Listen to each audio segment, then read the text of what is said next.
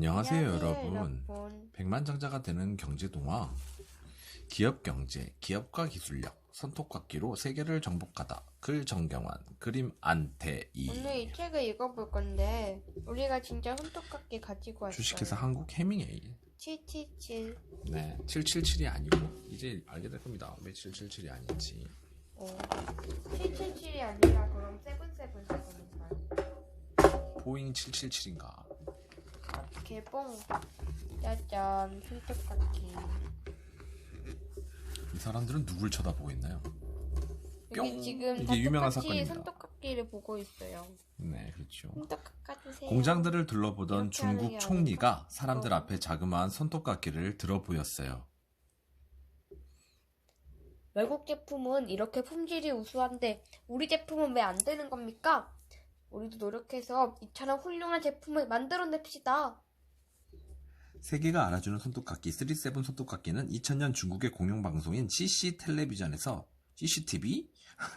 네? 뽑은 3대 수입 명품에 포함되었답니다. 37 손톱깎이 끼끼.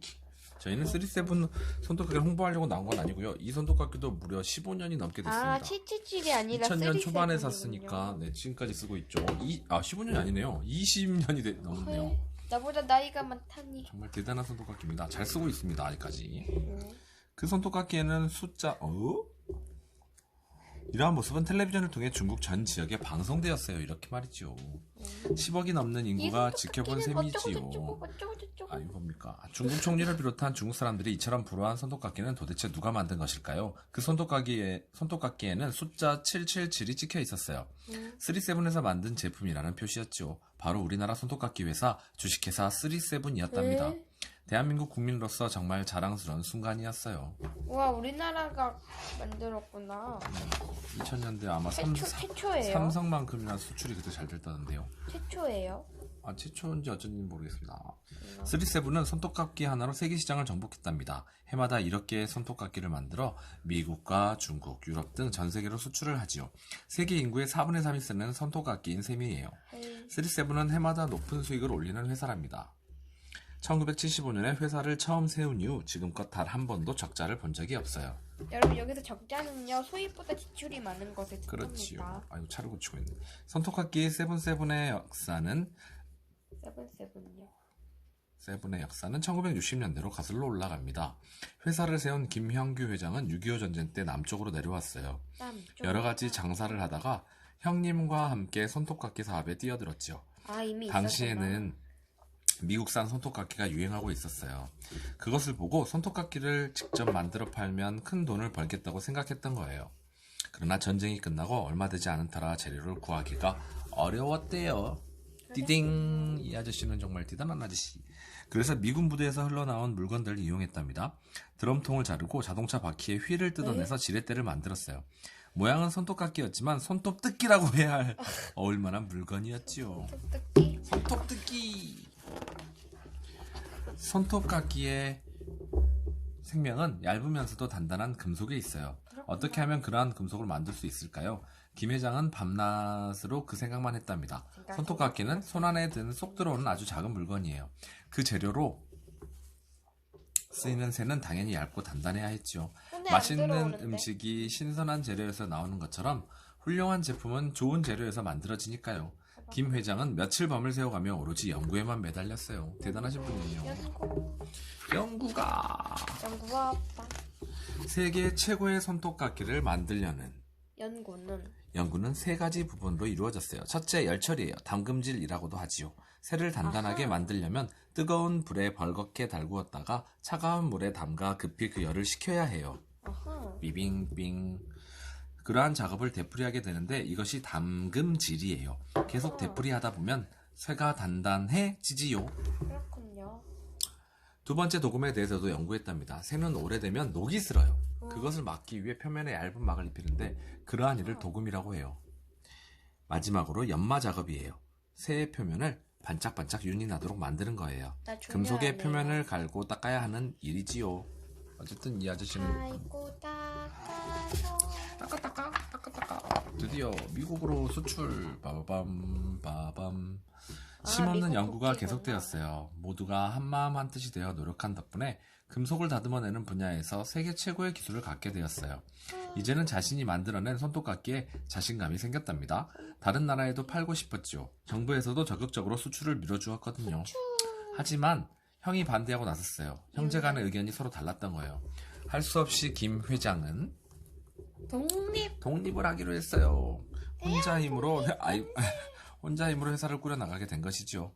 처음으로 자신이 만든 손톱깎이를 미국에 수출했어요. 수출 중. 어디? 뽀뽀봉. 처음에는 자기 이름이 아닌 다른 회사의 이름을 붙여 팔았어요. 사람들이 잘 아는 상표를 붙여야 잘 팔리기 때문이었지요. 점차 킹스타였나 보다. 점차 제품의 우수함에 알려지게 네? 되었어요. 이제는 락스타요? 킹스타라는 고유 상표로 고유 상표를 만들었고 락스타예요?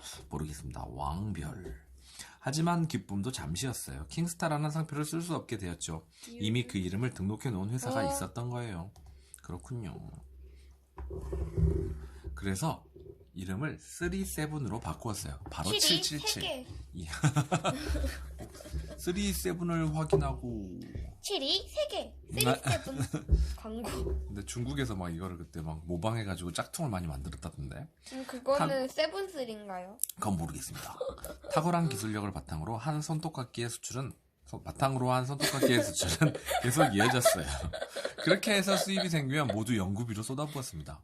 1,000원을 보면 1,000원을, 1억 원을 보면 1억 원을 그대로 1억 연구비로 원? 쓴 거예요. 와, 대단하다니까. 종업원들 월급은 어떻게 주셨나? 연구비를 37의 그대로. 손톱깎이는 다른 회사의 제품보다 값이 싸면서도 품질은 뛰어났어요. 맞아요. 우리 집도 지금 20년 늦게 쓰고 있어요. 37 회사 망하겠어요. 우리가 너무 많이 써서. 그러니 잘 팔릴 수밖에 없었죠. 지금은 미국 손톱깎이 시장의 대부분을 차지하고 있어요. 미국 시장을 주름잡던 손톱깎이 회사들이 하나둘 사라져갔어요. 사라져라. 1990년 베이츠사가 자체 생산을 중단한 것을 시작으로 모두가 생산을 중단하거나 회사의 문을 닫은 거예요. 우와. 김 회장이 처음 접한 손톱깎이를 만든 트림사도 2002년 결국 생산설비를 거두었답니다. 37이 완전히 장악했네. 잘했군. 상대방들은 다 망했군. 기업들이 무역을 가장 하고 싶어한 나라는 그때 당시 중국이었을 거예요. 세계에서 중국의 인구가 가장 많기 무역을. 때문이지요. 37도 중국에 많은 손톱깎이를 수출해요. 중국 수출은 회사 전체 수출의 절반 정도를 차지한답니다. 우와.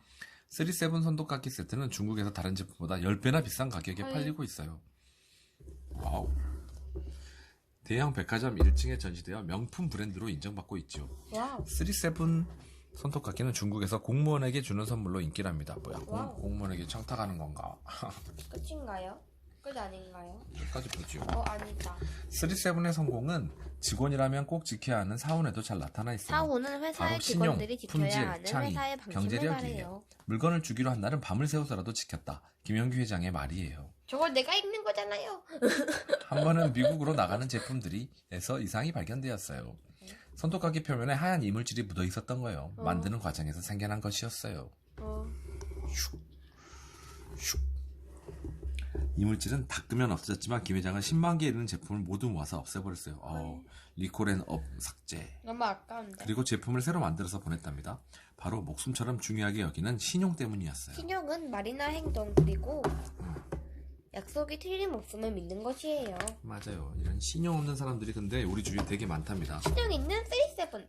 특히 아빠도 3개. 얼마 전에 정말 신용 없는 사람과 거래를 통해서 망했나요? 망한 게 아니고 기분이 아주 나쁜 적이 있었어요.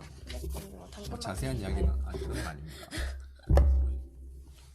37에도 걱정거리가 있었는데 그것은 다름 아닌 모방 상품이었어요. 짝퉁이죠, 말 그대로. 모양을 똑같이 흉내내서 진짜 37 제품인 것처럼 파는 거예요. 중국 산둥성에서 생긴 일이에요. 37은 그곳에서 대량으로 판매되고 있는 불법 복제품을 사들였어요. 우와. 그리고 고철 처리 공장 용광로에 쏟아부었지요. 이 모습이 중국의 텔레비전에 소개되었어요. 37은 백화점에 공급되는 정품 위에 복제품은 끝까지 추적해 고발할 것이라고 경고했어요. 하지만 중국에서는 여전히 모방 제품이 판매되고 있답니다. 중국은 정말 짝퉁을 잘 만들거든요. 짝퉁의 나라. 중국에서의 불법 복제는 심각한 수준이에요. 37의 고유 마크인 777을 찍어 미국과 캐나다에 수출할 정도랍니다. 그래서 그곳의 중개상인들에게 항의를 받기도 했어요. 참으로 억울한 일이지요. 그러겠다. 자기들이 팔지도 않았는데 다른 애들이 같이 짝퉁을 만들어서 팔더니. 그러게요. 37 제품의 모양을 꾸준히 바꿔왔어요. 품질이 아무리 좋아도 모양이 늘 똑같으면 소비자들이 실증을 내거든요. 그렇죠. 37은 손톱깎이 외에 쪽집게와 버퍼 등 버퍼? 아, 오, 손톱 이렇게 표면을 갈아 5개에서 6개의 품목을 넣은 Z7부터 개발했어요. 손톱깎이 한 가지만 팔 때보다 가격을 몇 배로 받을 수 아빠가 있었거든요. 아빠가 Z 제품이랬어요. 세트 제품 이렇게 다양한 게 있었군요. 이게 우리 집에 있는 거랑 우리- 비슷한 거 그러네요. 아닌가요? 정말 대단하군요. 이거. 그렇군요. 이런 건 많이 쓰죠. 그렇죠. 미국의 유명 화장품 판매 회사가 대량으로 주문하는 등 세트 제품의 인기는 날로 높아졌답니다. 나라마다 취향이 조금씩 다르다는 점을 감안해서 여러 가지 형태로 디자인했던 것도 판매 증진에 한몫했지요. 갑자기 졸려요, 급격하게. 그렇군요. 37은 한국 공장에서는 고급 제품을 만들고 중국 공장에서는 중저가 제품을 만들어요. 이러한 이원화 전략도 브랜드 가치를 유지하는 방법이지요. 중국에선 이렇게, 한국에선 아주 좋게 어허. 이렇게. 뭐야, 저거 아예 금인데 한국. 그래서 굳이 중국에서 생산한 싼 제품을 팔 필요가 없어요. 아빠 회사에서도 37 제품을 쓰고 있답니다. 그렇군요. 대신 한국에서 만든 고급 제품을 파는 것이 이익이었죠. 중저가 제품을 원하는 다른 지역에는 중국에서 만든 제품을 수출했어요. 이제 이 글은 어쨌든 2006년경에 써진 글이고요. 그래요? 네네. 지금까지도 37은 엄청 잘 나가는 것 같지 않아 보입니다. 왜냐면 지금 내수랑 외국으로 파는 게 아빠가 검색해 본 결과 5대 5였고요. 2017년에 문재인 대통령이 미국 순방길에 37 세트를 선물했다는 기록이 있습니다. 그렇군요. 어쨌든 손톱깎이다 보니까 아마 그렇게 많이 수익이 나는 것 같지는 않은 것 같아요. 또 워낙 노력하는 거에 비해서 말이죠. 그렇군요. 이 인형은 누굽니까? 손톱을 깎아줄 인형입니까? 나는 사실 37 홍보 모델. 뛰어난 기술력을 바탕으로 우수한 손톱깎이를 만들어온 37은 이제 고유 브랜드인 37을 전 세계에 알리는데 온 힘을 쏟고 있어요. 품질과 디자인에서는 이미 충분한 경쟁력을 갖추고 있기 때문에 이제 그 이름만 적극적으로 알려나가면 되는 거예요. 37은 최근에 홍콩의 한 회사와 브랜드 사용 계약을 맺었어요. 37 이름을 붙여 중국과 홍콩에 물건을 팔 수 있는 권한을 주고 해마다 브랜드 사용에 대한 사용료를 받기로 한 것이지요. 이제 마지막은 따님이 읽어주세요. 우린 너무 이길 게 없었다. 이제 기술뿐만 아니라 기업의 이미지까지도 인정을 받게 될 것이랍니다. 여러분, 이런 우리나라의 소중한 37 기업의 손톱깎이를 저희도 조만간 한 벌 더 사야겠어요. 7이 3개, 37. 7이 3개. 여러분, 손톱깎이로 세계를 정복하다. 손톱깎이로 세계를 정복하다. 지금 37. 16년 전에 책을 한번 읽어보았습니다. 와, 유물이네 이것도. 유물입니다. 그럼 여러분 안녕. 안녕. 끝. 홍보 모델은 끝까지 나오는군요.